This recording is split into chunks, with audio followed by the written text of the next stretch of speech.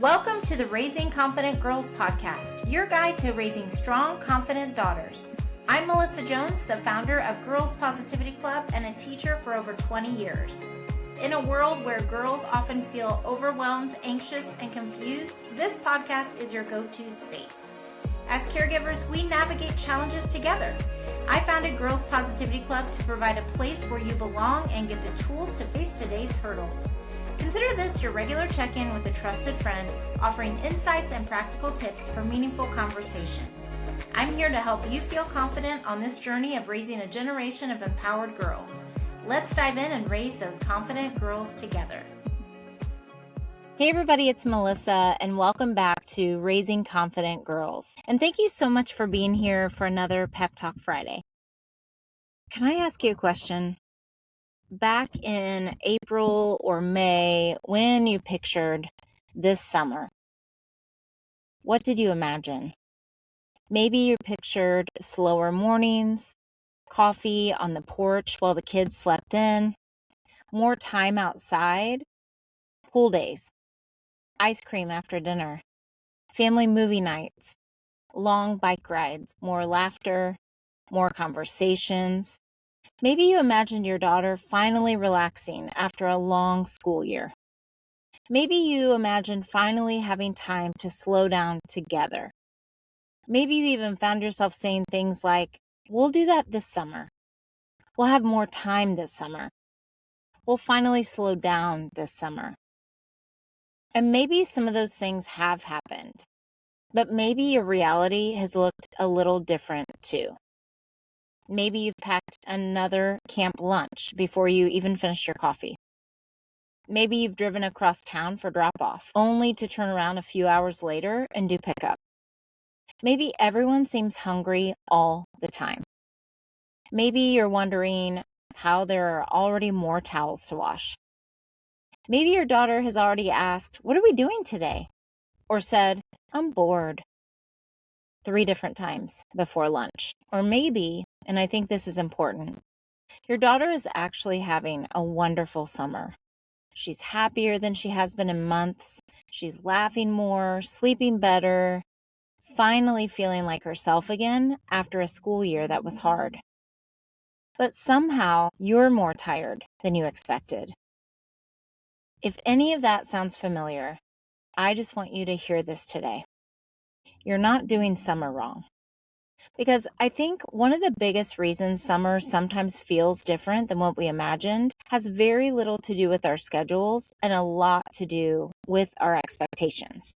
And I know when I was a teacher, everyone's like, "Oh, you're so lucky that you have the summers off." And a lot of times, especially those first couple weeks after school gets out, you're kind of recovering from intense workload. And then you can put this expectation on yourself, even when you have a vacation. If let's say you don't have a schedule like a teacher, and you put this, I know I have put this pressure on myself to make these amazing plans and do these really fun things. And, it can have a lot of expectation behind it. And what I want you to remember is that we don't just imagine what summer will look like. I think what we imagine is mostly what it will feel like. And one thing I've noticed is that before summer even begins, we're not just planning activities, we're quietly creating expectations. Not just about what we'll do, but about how we think we're going to feel. And I feel like it's like this with vacations too. We imagine feeling less rushed, more patient, more rested, more connected. We picture ourselves having more margin. We imagine saying yes more often. We imagine our daughter feeling lighter, maybe more confident, maybe finally relaxed after a busy school year. And here's what's interesting.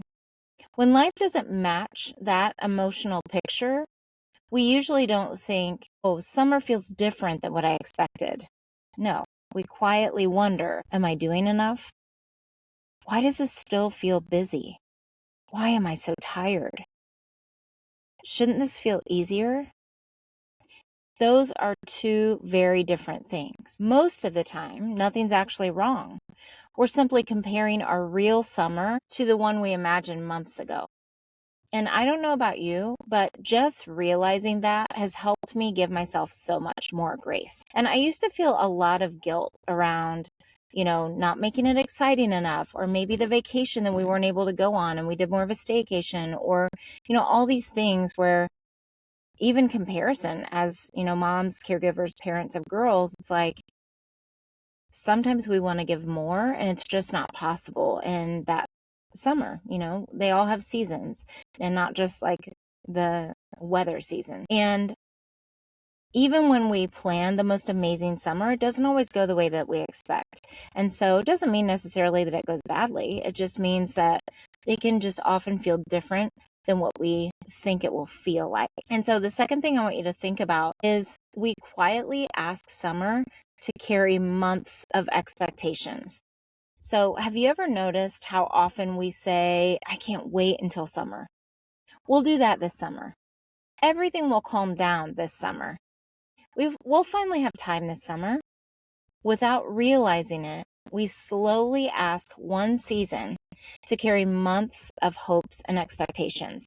And especially if you live in a climate where it gets really cold, it's kind of like summer is the end of the tunnel. Like you're seeing, like, I've just got to make it through this, time where it feels really hard or it feels really cold or whatever the thing is. So no wonder it sometimes feels different than we imagined. And it doesn't mean that summer isn't failing us. Real life is still happening. Work still exists. Laundry still exists. Appointments still exist. People still get tired. Girls still have emotional days. Parents still have emotional days. And both things can be true. You can absolutely love summer and still feel a little exhausted. Your daughter can be happier than she's been all year and still melt down over something small. You can be making wonderful memories and still feel like the days are moving too fast. Grateful and overwhelmed or tired or fill in the blank. Connected and ready for everybody to go to bed so you can have a minute.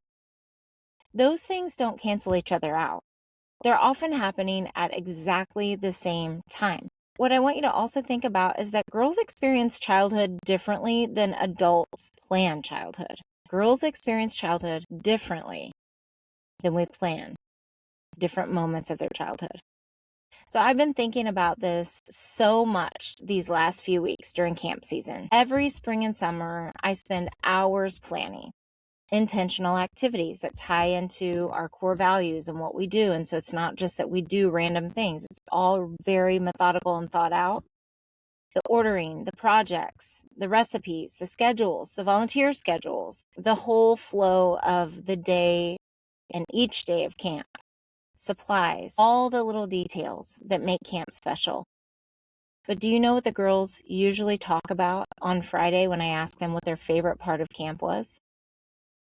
It's almost never the biggest activity or the thing that took the most planning. They remember laughing so hard someone snorted. They remember walking to the park and eating popsicles. They remember the inside joke that somehow lasted all week.